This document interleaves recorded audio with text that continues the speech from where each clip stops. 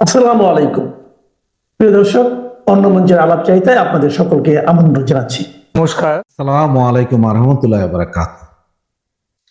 আপনারা যারা এই মুহূর্তে আমাকে শুনছেন বা পরবর্তীতে যারা শুনবেন, আমার রাজনৈতিক সহযোদ্ধা, আওয়ামী পরিবারের রাজনৈতিক নেতা কর্মী এবং তৃণমূলের কর্মী ভাই এবং বোনেরা এবং বাংলাদেশের আপামর জনসাধারণ, আজকে এই মুহূর্তে আমি যখন আপনাদের সামনে কথা বলছি তখন একটা ভারাক্রান্ত হৃদয় নিয়ে আসলে একটা অপমান বোধ করা অবস্থায় আপনাদের সামনে কথা বলছি। আপনারা সকলেই জানেন গতকালকে শুক্রবার ইন্ডিয়ার যে পররাষ্ট্র মন্ত্রণালয়ের যে মুখপাত্র তিনি বেশ কিছু শব্দ উচ্চারণ করেছেন আমাদের বাংলাদেশকে নিয়ে, যেটা আসলে পুরো দেশ, জাতি এবং বাংলাদেশের নাগরিক হিসেবে আমাদের সকলের জন্যই অপমানজনক। যেটা আপনারা গতকাল দুপুর 4টার পর থেকে বিকেল বেলা থেকেই বিভিন্ন পত্রপত্রিকায় পেপারগুলোতে আসা শুরু করেছে, ফেসবুকে অনেকে টুকটাক লিখেছেন, 2-4 জনে আপনার এটা নিয়ে কথাও বলেছেন ভিডিও। তা আমি চেষ্টা করেছি সব কে কি বলছেন বা কে কি আপনাদের সামনে উপস্থাপন করছেন এগুলো নিয়ে একটু বিশেষভাবে জেনে তারপরে কথা বলার জন্য, কারণ আমি চাই যে আপনাদেরকে সবাই যা বলে তার চেয়ে নতুন কিছু দেওয়ার জন্য। সেই জন্যই আমি ব্যাপারটা নিয়ে কথা বলতে এসেছি। আপনারা দেখেছেন যে আমি যে থাম্বনেলটা দিয়েছি তাতে আমি লিখেছি যে আপনার ভারত ইউনুস গভর্নমেন্টকে হুমকি দিয়েছে।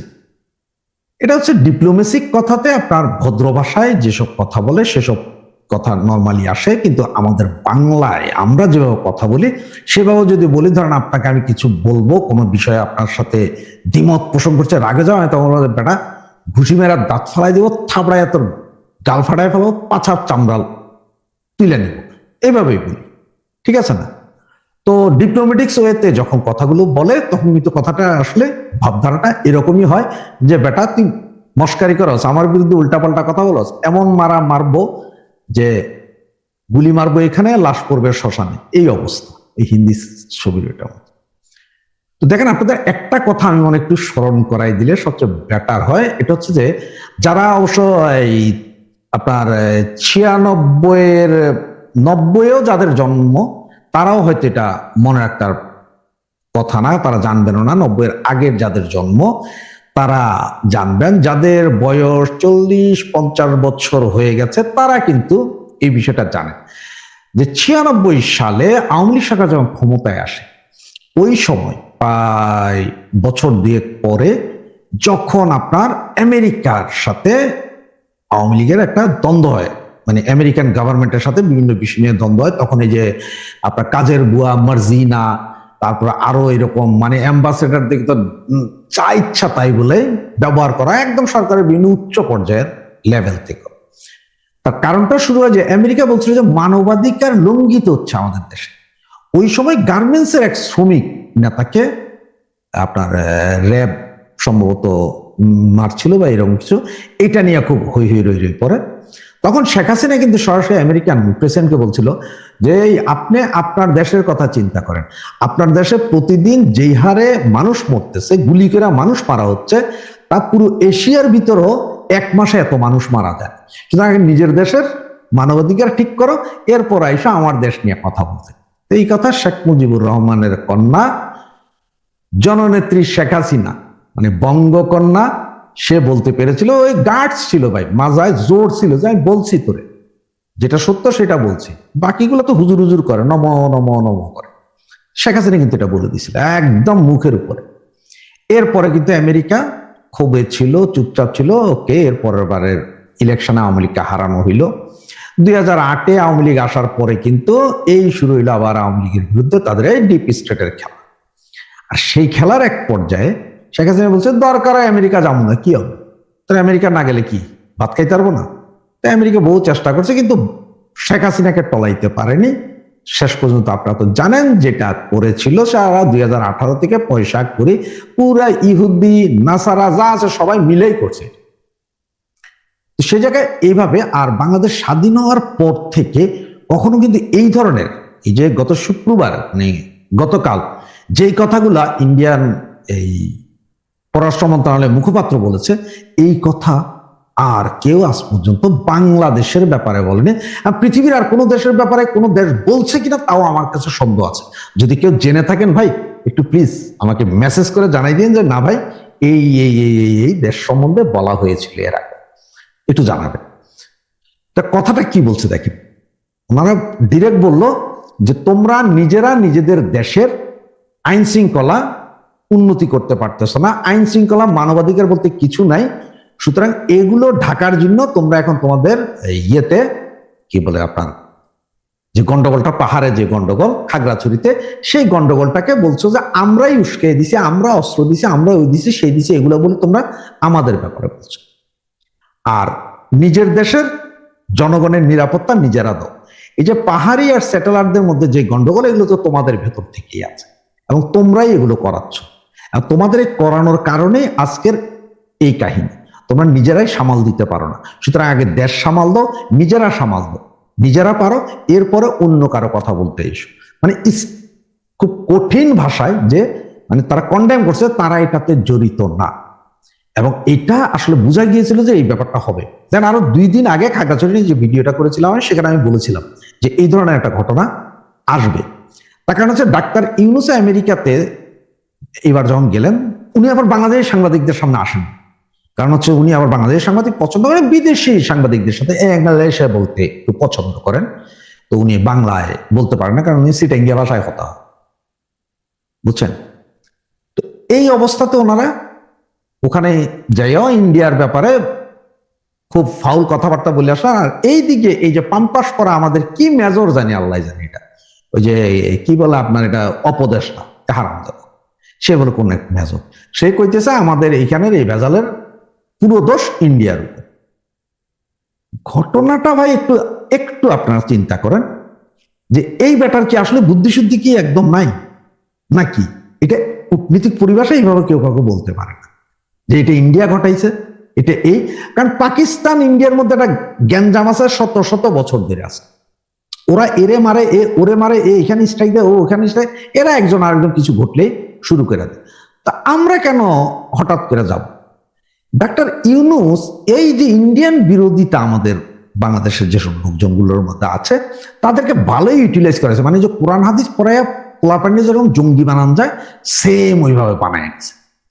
তবে এই সেনা কর্মকর্তা বা বিডিআর এর মেজর ছিল না, যারা আর্মির মেজর ছিল আল্লাহ জানে, এই অপদেষ্টা, তার কথাবার্তা শুনা আমি এখন সেলুট জানাইতে ইচ্ছা করে কারা জানেন? সেটা হচ্ছে যে ওই যে আমাদের আরেকজন বালেস্টর আছে না, বালেস্টর ফুয়াদ, সে একটা কথা বলছিল যে সেনাবাহিনীর যারা আছে তারা লেফট রাইট করতে করতে গিলু তো হাঁটুর নিচে, এদের মাথায় কোনো গিলু নাই। ও বেটা সত্য কথাই বলছে, আসলেই যে গিলু নাই তা প্রমাণ পাওয়া যায় এই পাম্পাস পরা অপদেষ্টার। উনি কিভাবে বলে ফেললেন যে ইন্ডিয়া। কাহিনী হচ্ছে যে এবং ইন্ডিয়া সরাসরি বলছে যে তোমাদের লোকেরা স্যাটেলাইটদের দিয়ে তোমরা উপজাতি যারা সংখ্যা লঘিষ্ঠ বা মাইনরিটি সম্প্রদায়ের মেয়েদেরকে তোমরা ধর্ষণ করাবা, আবার বলবা এটা নিয়ে আন্দোলন করলে, এটা নিয়ে চড়াও হইলে তোমরা বলবা যে আমাদের দোষ। বাংলাদেশ বলতে চাচ্ছে যে এখানে সেনা ক্যাম্প যদি থাকতো তাহলে হয়তো অনেক ভালো হইতো। ইন্ডিয়া, পাকিস্তান, নেপাল, ভুটান, চায়না সবাই সেনা ক্যাম্প রাখে, কিন্তু বাংলাদেশে এখানে সেনা ক্যাম্প অর্ধেক পাহাড়ে, আরো বেশি দরকার, এটা না হলে আসলে হয় না। এই আমরা এখানে সেনা ক্যাম্প দিতে গেলে সবাই চিল্লায় যে এখানে সেনা ক্যাম্প সরাও, তো সরাবে না রে ভাই। প্রথম যখন তোমরা স্যাটেলাইট, জিয়াউর রহমানের আমরা যখন স্যাটেলাইট ঢুকাতে শুরু করো তখনই তোমাদের সেখানকার সেনা মেজর বলেছিলেন যে প্রতিটা উপজাতির গর্ভে একটা করে বাঙালির সন্তান চাই। এখন আমার ঘরে এক্সাম্পল যে আমরা বাঙালি, আমরা যারা আছি তাদের যদি বলা হয় যে আমাদের সমস্ত বাঙালির পেটে একটা করে উপজাতির সন্তান দিতে হবে, তখন অবস্থাটা কেমন হবে? আপনি আমি মানবো ভাই? কেউ মানবে? কেউ তো মানবে না। এবং আপনারা আজ থেকে এই গত 54 বছরে, মাঝখানে 17 বছর বন্ধ ছিল, এই 54 বছরে এই পর্যন্ত প্রায় 250 ধর্ষণ কাণ্ড হয়েছে চাকমাদের উপরে, যেগুলো সব কিন্তু আমাদের স্যাটেলাররা করছে।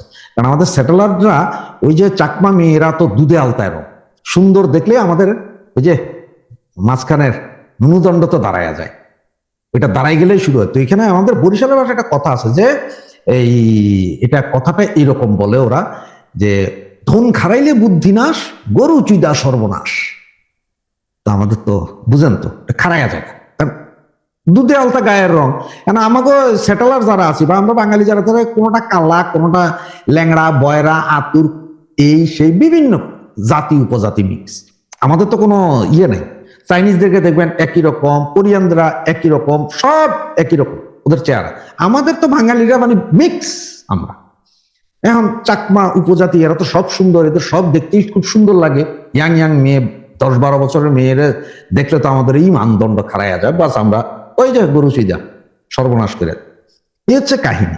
এদিকে হিউম্যান রাইটস, এই যে আজকে যে ইন্ডিয়া এটা বলার মতন সাহস বা শক্তি কোত্থেকে পেল, সেটা পেয়েছে এইখান থেকে যে হিউম্যান রাইটস বলছে যে গত 9 মাসে 984 জন, হিসাবটা রাখেন, 984 জন ধর্ষিত হয়েছে বাংলাদেশে গত 9 মাসে। গত 9 মাসে, এখন 10 মাস চলতেছে, গত 9 মাসে। আর তার মধ্যে 350 বা 55টা শিশু ছিল যারা ধর্ষণ, এবং 286টা বলাৎকার হয়েছে বাংলাদেশ গত 9 মাসের কাহিনী। এবং হত্যা করা হয়েছে এই পর্যন্ত প্রায় 1,500 লোককে গত 9 মাসে।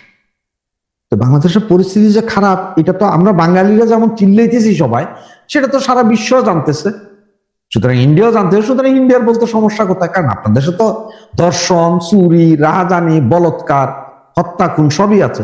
সুতরাং ইন্ডিয়া বলবেই, ইন্ডিয়া বৃহৎ শক্তি, সে বলবে। আজকে দেখেন এই বেটার এই কথার পরে, এই অপদেষ্টার এই কথার পরে ইন্ডিয়ার আরেকজন আজকে সমর বিশেষজ্ঞ, আমি নামটা ভুলে গেছি কিন্তু খুব পপুলার, সে বলছে ইন্ডিয়া একটা পরাশক্তি। সুতরাং ওর পরাশক্তির পাশে ছোট একটা দেশ, তারে ইন্ডিয়া ঠেকাইতে পারবে না, এটা হয় না।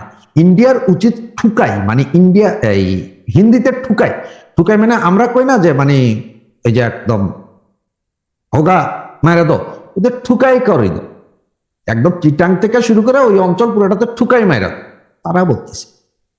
কারণ ইন্ডিয়া, একটা কথা বলি আপনাদের, ইন্ডিয়া আমাদের দেশের সরাসরি কামান, ট্যাঙ্ক, বিমান নিয়ে যুদ্ধ করবে না। কারণ 20,000 জনগোষ্ঠীর দেশ, বহুত বেজাল্লা দেশ, এটারে কেউ নিবে না। তবে এমন কাম করে দিবে আমরা দেশ টুকরা টুকরা হয়ে যাবে। আর সেটা হবে হচ্ছে যে এই যে আমাদের যে অপদেষ্টা ডাক্তার ইউনূস আছে, এদের কারণে। এখন ডাক্তার ইউনূসকে দেখেন, আমি আপনাদেরকে এখন বলছি গ্যারান্টি দিয়ে 6 মাসের বেশি ডাক্তার ইউনূস থাকবে। এই 6 মাসের ভিতরে ডাক্তার ইউনূসের বিদায় হবে যে কোনো দিন, যে কোনো মুহূর্তে আপনাদের চলে যাচ্ছে। তবে সে যাওয়ার আগে আমাদের দেশের ভিতরে এই যে যা করে গেল, 500টা দেশের সাথে যেই ভেজালটা করাই দিয়ে গেল, এইটার হয়তো আমরা আর কোনোদিন সামাল দিতে পারবো না। যে আমি আগের ভিডিওতে বলেছিলাম যে সামাল দেওয়া খুবই কষ্ট। তো এই হচ্ছে যে বর্তমানে আমাদের পরিস্থিতি, আমাদেরকে অপমান এখন আশপাশ থেকে শুরু হয়েছে অপমান, 2-4 দিন পরে তো অন্যান্য দেশও করবে, অন্যান্য দেশও হয়তো আমাদেরকে সেম কথাগুলোই বলতে থাকবে এবং আমরা শুনতে হবে। সুতরাং এই বিষ থেকে আমরা আমাদের এই জনগণের সহযোগিতায়, আমাদের আম জনগণের সহযোগিতায় উদ্ধার নিশ্চয়ই পাবো। আর ইন্ডিয়া যে থ্রেটটা দিয়েছেন ডাক্তার ইউনূসকে, উনি যদি আসলে বুঝে থাকেন, তাহলে ওনার উচিত কমোডের পানির ভিতরে ঢুকা আত্মহত্যা করে ফেলে। তবে এই ভদ্রলোক আর আত্মহত্যা করবেন না। সুতরাং ওনারে হয় উনি কোনোভাবে বিদায় নিবেন, সব ছেড়ে ছেড়ে দিয়ে একদিন পালায়া যাবেন, আর না হলে ফাঁসির কাজটা। এটাই হচ্ছে যে শেষ কথা। জয় বাংলা, জয় বঙ্গবন্ধু।